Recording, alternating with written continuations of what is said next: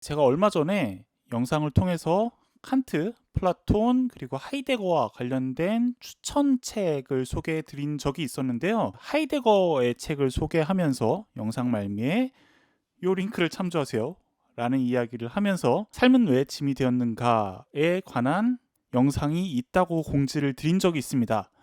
그런데 제가 영상을 다 편집하고 업로드를 하고 나서 깨달은 사실이, 제가 사실은 그 책을 책이다에서는 소개한 적이 없다는 사실을 알게 됐죠. 예전에 다른 채널을 통해서 제가 이 책을 소개한 적이 있었어요. 그래서 그 채널에 소개한 것을 책이다에서 소개했다고 착각을 했던 건데, 그래서 급하게 다시 영상을 준비해서 올려보도록 하겠습니다. 모두 다 아시다시피 제가 오늘 소개해드릴 책은 삶은 왜 짐이 되었는가입니다. 이 책은 서울대학교 철학과 박찬국 교수님께서 쓰신 책인데요.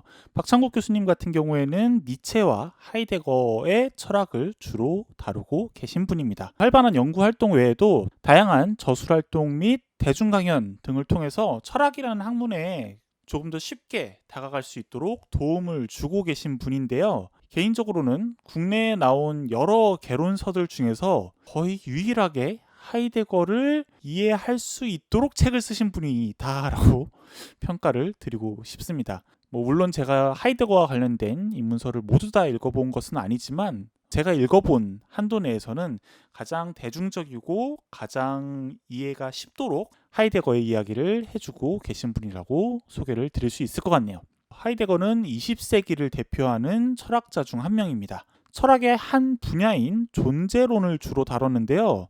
워낙 큰 영향을 미친 까닭에 존재론 외에도 다양한 학문과 철학 분과에도 영향을 미쳤다고 하죠. 지난번 영상에서 말씀드렸지만 하이데거의 철학, 특히 존재와 시간이라는 책은 굉장히 난해하고 어렵기로 유명합니다. 존재와 시간이 서울대학교 권장도서 100선에 들지 못한 이유도 너무나 어렵기 때문이었다고 하고요. 독일인들은 이 책이 도대체 언제 독일어로 번역되냐는 정말 독일인스러운 우스갯소리를 하기도 한다고 하죠. 자, 이렇게 어렵게 느껴지고 또 실제로 어렵기도 한 하이데거의 사상을 이 책은 조금 더 쉽게 다가갈 수 있도록 도움을 주는 책이라고 할 수 있을 것 같습니다. 책은 총 10개 장으로 구성이 되어 있습니다. 지금이 어떤 시대인지에 관한 하이데거의 정의를 시작으로 현대에 관한 존재론적 접근 및 인간 존재의 특성에 관한 고찰, 지금 우리가 당면한 문제를 해결할 방안으로의 진정한 존재 경험이란 무엇인지 등에 대한 이야기가 담겨 있죠. 이렇게 이야기하면 굉장히 어렵게 느껴지기만 하는데요. 1장부터 천천히 이야기를 따라가면서 한번 살펴보도록 하겠습니다. 1장에는 고향 상실의 시대라는 제목이 달려 있습니다. 여기에서 고향이란 편안하고 아늑한 곳의 상징적인 의미에 해당합니다.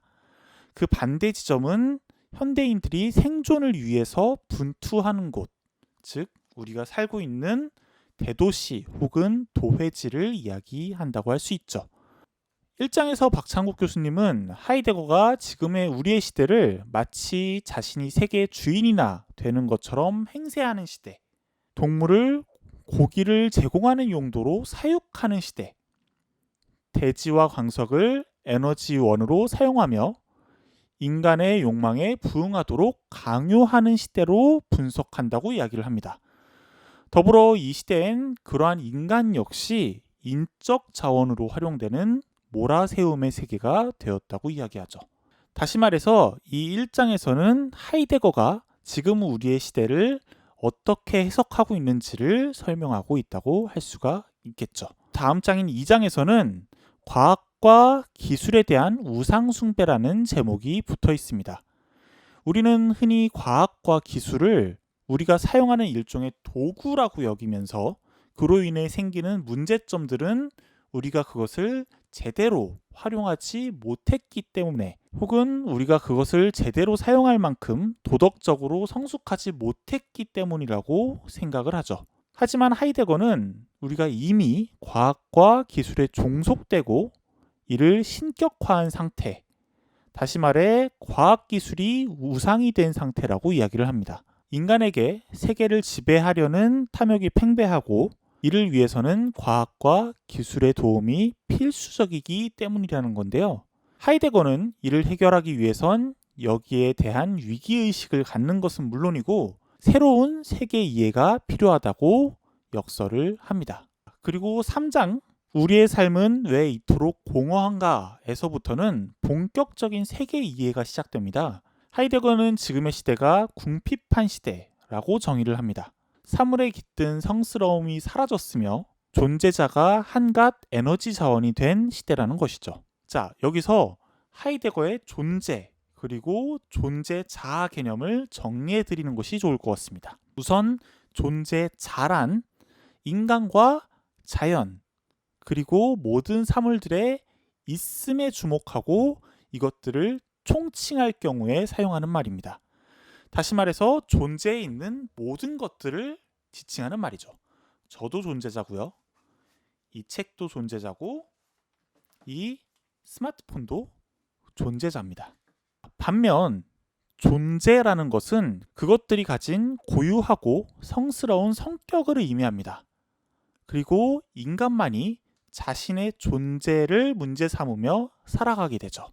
자신의 존재를 문제 삼으며 살아가는 존재자, 즉 인간을 하이데거는 현존재라고 불렀습니다. 자, 그럼 다시 한번 책으로 돌아가 보도록 하죠. 하이데거가 생각하기에 이 시대는 존재 상실의 공허함이 지배하는 시대입니다. 그리고 존재자를 성스러운 것으로 경험할 때 우리는 새삼 존재자가 존재한다는 것에 대해 경이로움을 느낄 수 있습니다. 그리고 4장 근본 기분이란 무엇인가에서는 특정 사정들과는 아무 상관없이 우리를 엄습하면서 세계 전체를 그 이전과는 완전히 다르게 계시하는 근본 기분에 대해 설명합니다. 불안, 경악, 경의 등의 감정이 여기에 해당하는데요. 하이데거는 이런 근본 기분을 통해서 세계와 사물의 진리가 드러난다고 설명합니다. 특히 경의는 일반적인 놀람이 아닌 우리가 평소에 자명하고 진부한 것으로 보아 넘겼던 것들에 대해 놀라워하는 것을 말합니다.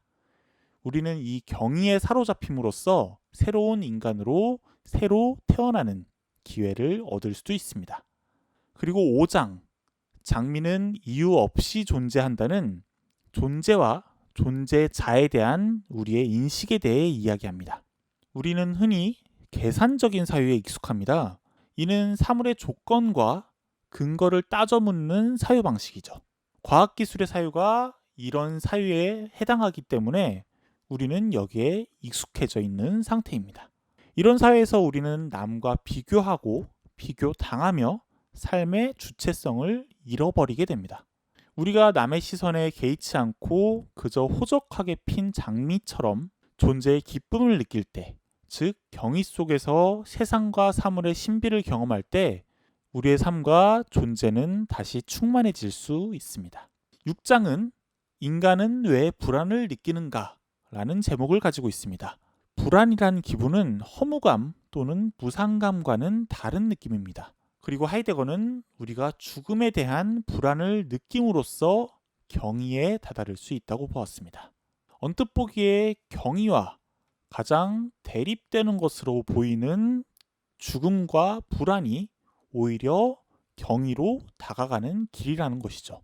하이데거는 우리가 죽음에 대한 불안에서 도피하지 않고 그것을 적극적으로 인수할 때 경의를 경험할 수 있다고 이야기합니다. 그리고 7장 인간이란 어떤 존재인가에서는 과학이 아닌 하이데거적인 인간 이해를 시도합니다. 과학, 즉 진화론에 입각한 인간은 사실 동물과 그다지 다르지 않은 존재입니다. 동물처럼 단순히 생존과 번식을 원할 뿐이며 인간의 모든 행위는 생존 또는 번식을 위한 수단에 불과하다고 이야기를 할 수 있죠. 하지만 하이데거가 생각하기에 인간은 동물과는 조금은 다른 존재입니다.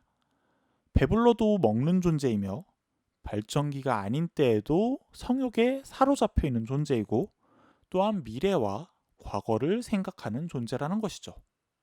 더불어 인간은 고독감, 무력감, 허무감을 느끼는 존재이기도 합니다. 이는 우리가 세계에 그저 내던져졌기 때문에 생기는 일입니다. 다시 말해서 태어날 때부터 자신의 존재의 의미를 갖고 있는 이런 존재자들과 달리 우리 인간, 즉 현존재들은 자신의 존재의 의미를 미리 갖지 못한 채 세계에 내던져졌기 때문인데요. 그로 인해 우리는 우리 인생의 중요한 길목에서 스스로 결단을 해야 되고 그 책임 또한 오롯이 스스로 져야 합니다. 물론 우리는 우리가 살아가면서 생기는 문제를 갑질이나 광신 같은 부정적 감정이 아닌 사랑과 존중을 통해서 해결해 나가야 한다는 것이 하이데거의 입장이죠. 8장과 9장, 10장은 각각 언어란 무엇인가, 건축의 본질과 시적 사유, 자연은 위대한 사원이다 라는 제목이 붙어 있는데요. 하이데거의 존재론적 사유가 각각 언어, 건축, 자연에 대해서 어떤 사유를 하고 있는지 다루는 장이라고 할 수 있을 것 같습니다. 이 장은 사실 책의 주요 내용이라기보다는 하이데거의 철학을 보다 구체적으로 설명하기 위해 담겨 있는 장이니 그 내용이 궁금하신 분들은 이 책을 한번 구매해서 이야기를 들어보시길 바라겠습니다.